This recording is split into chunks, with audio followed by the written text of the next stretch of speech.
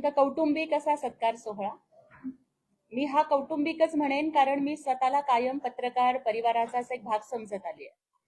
कारण माझ्या आयुष्यातलं माझ्या करिअरचं पहिलं पाऊल हे पत्रकारितेच्या क्षेत्रातलं होतं. माझ्या कुटुंबातली अनेक मंडळी या क्षेत्रामध्ये कार्यरत आहेत. त्याच्यामुळे आजचा हा सत्कार सोहळा माझ्या परिवारानं, माझ्या भावांनी एका लाडक्या बहिणीचा केलेला सत्कार असंच मी याकडे बघते. मला वाटतं 2-4 दिवसांनीच आता रक्षाबंधन येतंय. 28 तारखेला राखी पौर्णिमा आहे आणि त्याच्या आधीच आपली एक सोलापूर मधली अत्यंत संघर्षामधून आणि खडतर परिस्थितीशी झुंज देत पुढे जाणारी बहीण, तिच्या अचिव्हमेंटचं तुम्हाला सगळ्यांना इतकं कौतुक वाटलं की आपण इथे बोलवलं.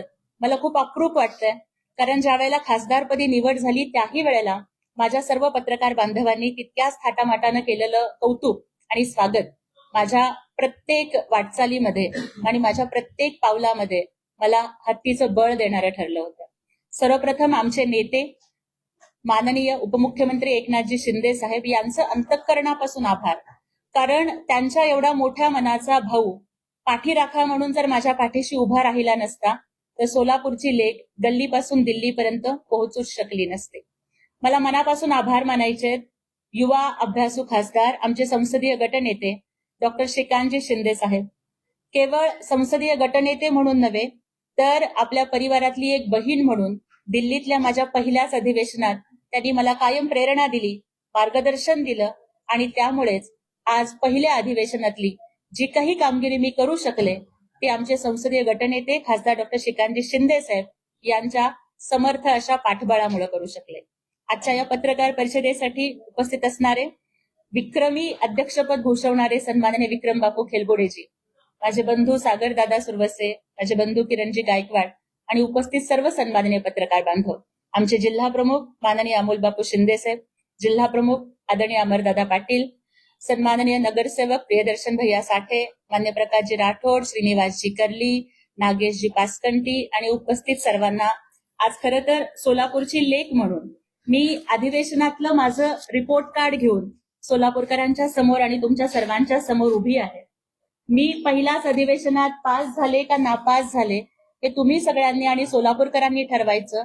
परंतु कुठलाही राजकारणाचा वारसा नसलेली आणि ज्या मुलीनं कधी महापालिकेचं सुद्धा सभागृह बघितलं नव्हतं ती देशाच्या वरिष्ठ सभागृहात पोहोचल्यानंतर कुठल्याही पीएची मदत न घेता प्रत्येक प्रश्न स्वतः तयार केला. प्रत्येक भाषण हे आधीच प्राध्यापिका असल्यामुळे आणि वक्तृत्व स्पर्धेमध्ये भाग घ्यायची सवय असल्यामुळे नोट्स काढले आणि त्यामुळं मी आज सोलापूरची लेक म्हणून तुम्हाला सांगू इच्छिते की पहिल्याच अधिवेशनात मला एकूण 6 विधेयकांच्या वरती बोलायची संधी मिळाली आणि माझे एकूण 34 प्रश्न पहिल्या अधिवेशनामध्ये लागलेले आहेत. त्यातले 6 प्रश्न हे तारांकित होते आणि उरलेले जे 28 प्रश्न आहेत ते अतारांकित आहेत. पहिल्याच अधिवेशनामधली माझी उपस्थिती ही 100% होती आणि अक्षरशः एखाद्या विद्यार्थिनीनं संसद अटेंड करावी त्या पद्धतीनं सकाळी बरोबर 11 वाजल्यापासून ते तहकूब होईपर्यंत मी पूर्ण वेळ संसदेमध्ये उपस्थित राहून राज्यसभेतली प्रत्येक चर्चा, प्रत्येक कामकाजामध्ये मी सहभाग नोंदवलेला आहे. आणि माझ्यासाठी अत्यंत भाग्याची गोष्ट म्हणजे मला पहिल्याच अधिवेशनामध्ये देशाचे नेते सन्माननीय पंतप्रधान नरेंद्रजी मोदी यांची भेट घेण्याची संधी मिळाली. त्यांनी आमच्या एनडीएच्या सर्व नूतन खासदारांना नाश्त्यासाठी त्यांच्या घरी आमंत्रित केलं होतं. पंतप्रधानांच्या सोबत जवळपास 2 तास आम्हाला मनमोकळ्या गप्पा मारता आल्या, त्यांच्या सोबत ब्रेकफास्ट करता आला. त्यांनी अक्षरशः एखाद्या कुटुंब प्रमुखाप्रमाणे तब्येतीची काळजी घ्या, रोज योगा करा, जिम करा, चालायला जा, 40शी नंतर तुम्ही फुल बॉडी हेल्थ चेकअप करून घ्या आणि इथपासून ते कसं आपण मतदारसंघाला वेळ दिला पाहिजे, प्रश्न कसे मांडले पाहिजेत, या सगळ्या गोष्टींचं मार्गदर्शन मिळालं. पण त्याहीपेक्षा मला आनंदाची गोष्ट होती की पंतप्रधानांना भेटताना सुद्धा मी सोलापूर विसरले नाही. त्या दिवशी नॅशनल हँडलूम डे होता आणि त्यामुळे मी सन्माननीय पंतप्रधानांना आपल्या सोलापूरची शान असणारी सोलापुरी चादर, ज्या आमच्या कष्टकऱ्यांनी आपल्या लाडक्या पंतप्रधानांची प्रतिमा सोलापूरच्या सुताच्या धाग्यापासून विणलेली चादर मला पंतप्रधानांना भेट देता आली. प्रधानमंत्र्यांना ती इतकी आवडली की मला एकाच दिवशी सन्माननीय प्रधानमंत्री मोदीजींना 2 वेळाला भेटता आलं. पहिल्यांदा सगळ्या खासदारांच्या सोबत ब्रेकफास्टसाठी भेटले. त्याच दिवशी आमचे नेते सन्माननीय उपमुख्यमंत्री एकनाथजी शिंदे साहेब आले होते त्यांच्या समवेत आम्ही जेव्हा दुसऱ्यांदा गेलो तेव्हा आवर्जून मोदीजींनी एकनाथजी शिंदे साहेबांना सांगितलं की ताईने मुझे सोलापुर की बहुत ही अच्छी चादर भेट दी और वो मुझे बहुत पसंद आई.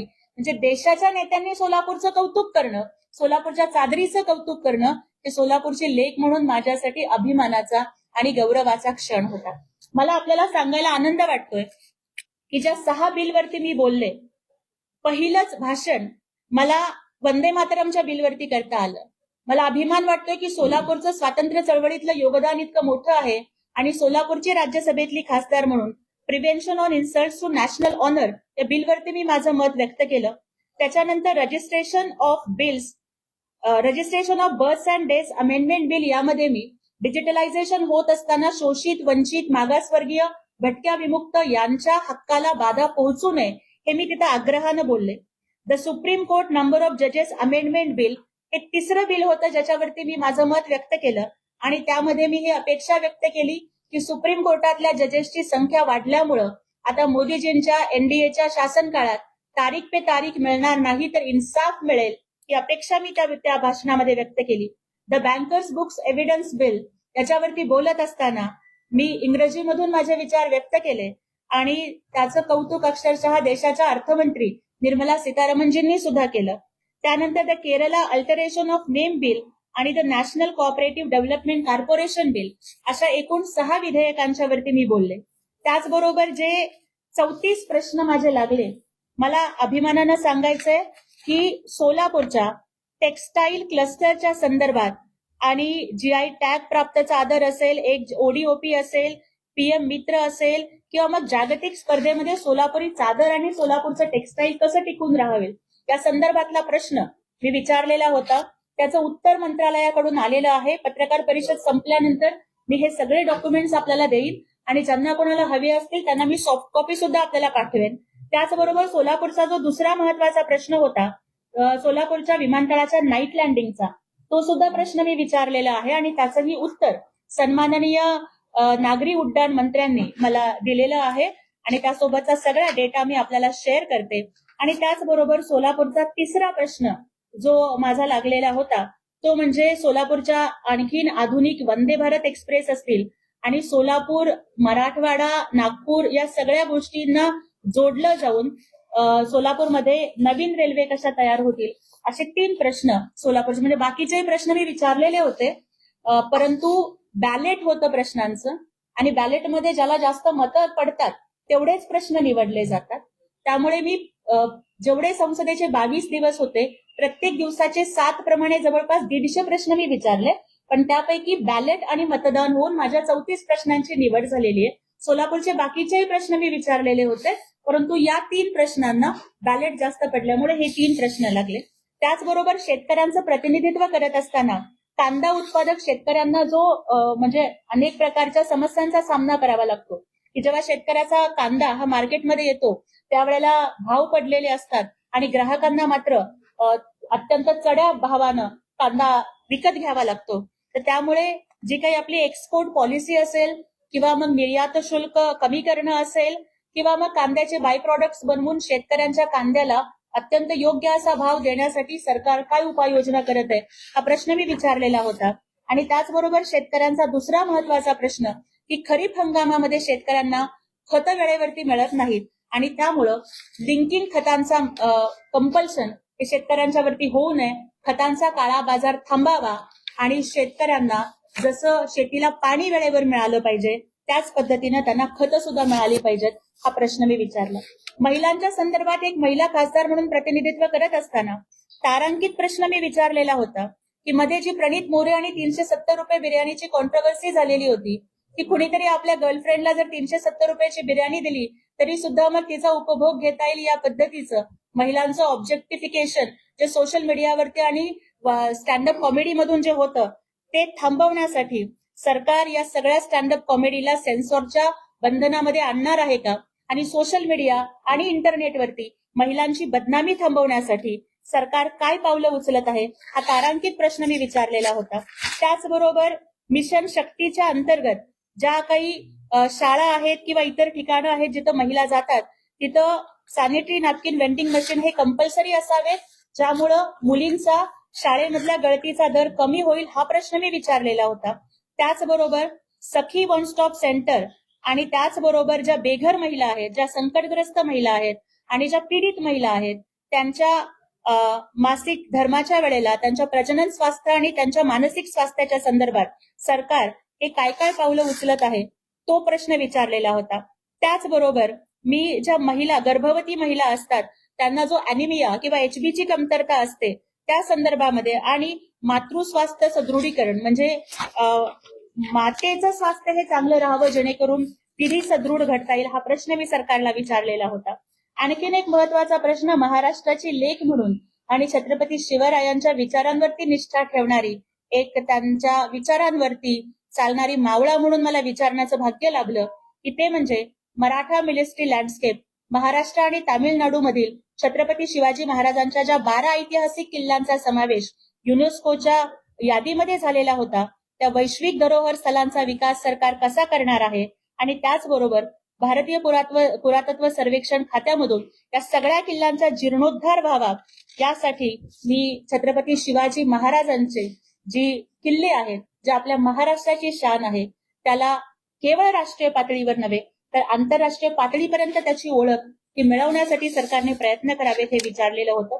त्याचबरोबर मी आरोग्य असेल, ग्रामीण असेल, ऊर्जा असतील, कामगार असतील, मग कामगारांच्या मध्ये सुद्धा मी सफाई कामगारांचा प्रश्न विचारलाय, मी कचरा वेचणाऱ्या कामगारांचा प्रश्न विचारलेला आहे. त्याचबरोबर मी प्रधानमंत्री जन आवास योजनेच्या माध्यमातून प्रत्येक गरीबाला घर मिळालं पाहिजे. मी त्याचबरोबर ऊर्जा क्षेत्रामध्ये प्रश्न विचारलेले आहेत, उद्योग क्षेत्रांच्या मधले मी प्रश्न विचारलेले आहेत. तर हे सगळ्या प्रश्नांची जे काही आहे PDF मी आपल्याला सगळ्यांना देते, त्याचं डिटेल उत्तर सुद्धा आपल्याला मिळेल. आणि मला वाटतं की अशा पद्धतीनं पहिलं अधिवेशन आमचं ओरिएंटेशन पण झालं. नवीन खासदार म्हणून आम्हाला 2 दिवस शनिवार आणि रविवार राज्यसभा आणि राज्यसभेच्या सचिवालयानं प्रश्न कसे विचारले जातात, 0 आवर कसा मांडायचा असतो आणि एक उत्तम राज्यसभा सदस्य म्हणून नवीन लोकांनी कामगिरी करत असताना काय काय जबाबदारी घेतली पाहिजे या संदर्भामध्ये आम्हाला मार्गदर्शन केलं. समितीवरती निवड झाल्याच आमची पहिली मीटिंग ही कलकत्ता येथे झाली आणि तिथे केंद्रीय महिला बालविकास कॅबिनेट मंत्री माननीय अन्नपूर्णा देवी आणि राज्यमंत्री सन्माननीय सावित्री ठाकूर यांच्या उपस्थितीमध्ये देशभरामधल्या ज्या 2 महत्वाच्या योजना महिला सशक्तीकरणाच्या, एक म्हणजे वन स्टॉप सेंटर आणि दुसरी म्हणजे प्रधानमंत्री मातृवंदन योजना, त्या योजनांचा आम्ही आढावा घेतला.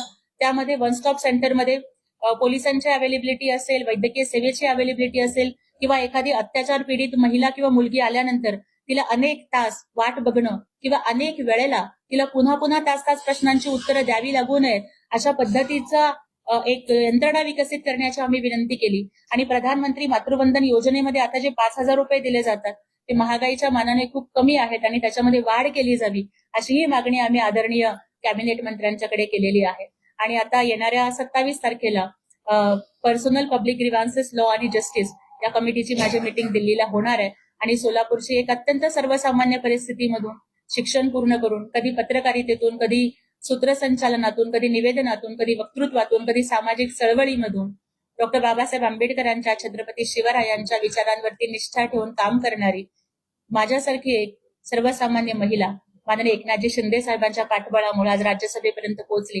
प्रामाणिकपणानं काम केलंय, प्रामाणिकपणानं संसदेच्या अधिवेशनामध्ये स्वतःचं योगदान दिलंय आणि माझी मातृभूमी म्हणून ज्या मातीत मी जन्माला आले, ज्या सोलापूरच्या नागरिकांचं ऋण माझ्यावरती आहे त्यांच्या समोर मी माझं हे रिपोर्ट कार्ड सादर करत आहे. धन्यवाद.